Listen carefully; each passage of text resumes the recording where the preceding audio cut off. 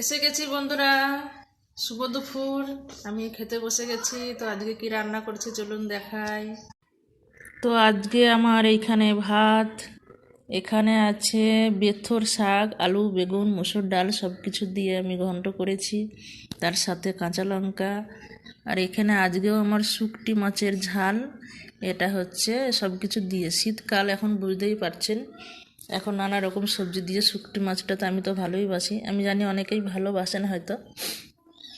আর এখানে আছে আমার ডিম ভাপা, ইলিশ মাছের মতো আমি ডিমটা পুরো ভাপা করেছি, সাথে দুটো লঙ্কা দিয়েছি, দেখতে সুন্দর লাগে। আর আমি ঝালটা একটু বেশি খাই।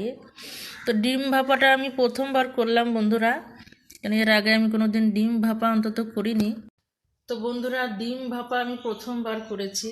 তো আপনারা কে কে খেয়েছেন ডিম ভাপা আমাকে একটু কমেন্ট করে জানাবেন। আর চলুন, আমার খেতে পেয়ে গেছে, এখন খেতে বসি। টাটা বন্ধুরা।